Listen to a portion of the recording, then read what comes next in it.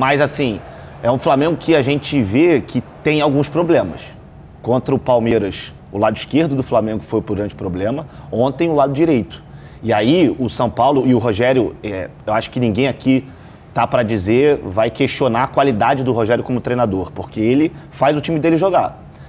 E ele tem um zagueiro que a gente aqui no Rio conhece bem, que é o Léo, que aqui era o Léo Pelé. Jogou pra Dedéu. E ele tava sempre... Ele não era nem um zagueiro, praticamente. Quando o São Paulo tinha bola, ele era quase um meia. Mas isso é difícil pra marcar. É quando muito tem um zagueiro difícil. que sai muito pro jogo. E aí o São Paulo tinha uma superioridade numérica pelo lado do campo, era 3 contra 2, e aí, meu amigo, o Flamengo sofreu. O Patrick pintou e bordou ali por aquele lado. E aí o Rodinei, que nem subiu tanto, também sofreu um pouco, mas foi uma atuação abaixo do que o Flamengo vinha fazendo, isso eu concordo, mas eu acho que tem um ponto positivo nisso tudo. O Flamengo voltou a ser letal. O Flamengo voltou a ser mais efetivo. Porque antes a gente viu o Flamengo perder 1, 2, 3, 4, 5, 6 oportunidades, até ganhava o jogo, mas ganhava de 1-0, 2-0. Ontem o Flamengo teve 4 chances, fez 3 gols. Mas por isso que eu falei hoje lá no nosso Band News na área, eu convido vocês todo dia a partir de 11 da manhã na Band News RJ ou no YouTube, quando eu e a Glena Kozlovski fazemos o programa com o João Lidington, falando sobre o Gabriel, o Gabigol. Pode perder gol, pode. Agora, um cara do nível dele, numa competição desse nível, aquele tipo de gol, porque se é o Negreiros que jogou no Flamengo lá, o Dil, o Dimba, se esses caras perderem, beleza. Mas o Gabigol é prateleira de cima. E num jogo como esse, Carlinhos, aquela bola, depois ele até sobrou uma bola, ele botou pra dentro, deu uma aliviada. Mas já tinha um movimento em rede social, nos grupos. Ele ia sair antes do gol. Isso que eu ia falar agora. O Dorival já tinha preparado a substituição pra ele. Depois que ele faz o gol, né? O Dorival mantém ele mais um pouquinho e depois faz a substituição. É óbvio que a oportunidade que ele teve, ela foi muito clara. Ali você não tem como perder, tanto que ele vai dar um toque de direita e Se o goleiro pega o gol, aquela outra bola dele, beleza, mas por cima não dá. É o tipo de chance que você não pode perder, porque às vezes faz falta. Mas como a Amêndola falou, o Flamengo foi letal e não fez falta essa chance desperdiçada. Né? E o Flamengo, ontem, foi um time que foi espremido pelo São Paulo. O Rogério tem mérito, ele deu uma entrevista e ele foi bem sincero. Se você analisar o jogo, o São Paulo botou o Flamengo no campo dele. Conseguiu criar chances, apertar o Flamengo, coisa que não vinha acontecendo. Que ninguém fez ainda, nem o Palmeiras. Ninguém fez ainda. Mas mesmo assim, você tomar de 3-1 numa competição dessa, de mata-mata, é muito difícil. Com a volta aqui. Né? E é aquela ideia. O Flamengo jogou mal e venceu. Que importa, né? É isso que importa em jogos decisivos. E é engraçado que até o Caleri fala isso depois do jogo. Na entrevista pós-jogo, ele fala, eu acho que, se eu não estou enganado, nossa equipe foi a que fez mais o Flamengo sofrer. Verdade. Só que a gente não conseguiu botar a bola na rede. É isso. E a vida é assim. Foram 26 chutes contra 7. A gente estava aqui falando de Flamengo Atlético Paranaense na semana passada. O Flamengo chutou 30 vezes, o Atlético não chutou uma no gol do Santos.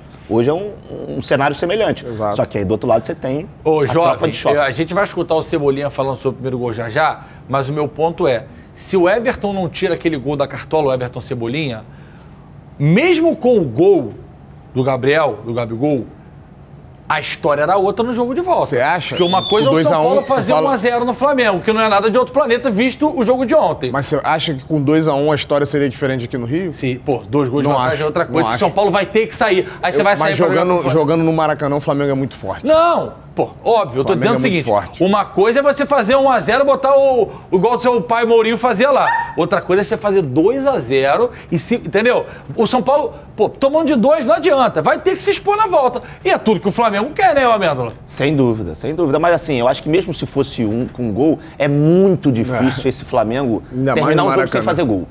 É muito difícil. No Maracanã, principalmente. Então, assim, a tarefa do São Paulo já seria complicada. Mas eu concordo com você quando você diz que com 3, realmente... São Paulo tem que fazer 3-0 no Flamengo para classificar. Para classificar direto. E 2 gols de diferença para ir para os pênaltis. Quase que impossível. Você vê que, por exemplo, o Flamengo perde de 2-1 para o Atlético Mineiro, né? E vem aqui no Maracanã e reverte a vantagem. Eu acho que se o Flamengo faz uma diferença mínima, 1-0, 2-1... Difícil, né? Mesmo assim, fica muito difícil para o São Paulo. Mesmo que o São Paulo repita essa atuação que teve ontem. se não for efetivo contra o Flamengo vai marcar em algum momento. O Flamengo voltou a ser letal, vou repetir de novo. Quando tem as oportunidades, ele vai lá e faz. Esse gol do João Gomes, a gente vai escutar o Cebolinha falar agora, mas eu fiquei assistindo o pós-jogo lá com o Diniz. Aliás, um beijo pro Diniz, moleque, gente boa, PVC, o Paulo César Vasconcelos, e aí o PVC analisa. Oh? Tá falando Felipe Diniz. Felipe Diniz, falei o quê? Não, você falou Diniz, parece. Não, Felipe Diniz é apresentador lá do pós-jogo lá. Gente boa demais esse moleque, conhecemos lá na festa do Edu. O PVC faz uma análise desse gol do João Gomes. É por isso que o United quer, que o Lyon quer. Ele tá no meio campo, aí a bola inverte lá, aí o Everton... Ele continua... Ele vai indo. Ele olha, ele vê o clarão, aí o PVC faz aquele clarão assim... Meu irmão, ele entra ali, o Everton é brincadeira também, né? Não, e aí quando o Patrick pensa em ir atrás do João Gomes, ele já tá muito... Não, o Patrick saiu 1 metrinho atrás, não chega. Aí ele já tá muito na frente. Vamos ouvir o Cebolinha falar sobre o golaço dele, sobre a estreia dele ontem no Morumbi. Saiu, Cebola, saiu! Saiu, Zica, show, Zica. Que isso, Cebola? Primeiro passo muito importante. Primeiros 90 minutos dessa decisão. Conseguimos levar uma boa vantagem para casa. Daqui a 15 dias agora concentrar nas outras competições. Daqui a 15 dias a gente volta a enfrentar em São Paulo. Se Deus quiser, essa classificação para a final. Bora, vamos lá. Estou acebolado, Amêndola. Você tá acebolado, Carlos Alberto? Você está acebolado? Igual aquele bifinho que a gente come aí, o carandiru. Igual o aquele menu hoje é carandiru. bife com cebola, né? Carandiru não, como é que é? Carandiru. Eu falei carandiru. Gabiru. Me ajuda aí, cara. Carandiru nem existe mais, jovem. Gabiru. Fala, galera. Carlos Alberto aqui na área falando. Já que você chegou até aqui, se inscreve no canal, toca o sininho e ativa as notificações. Valeu, um beijo e aquele abraço.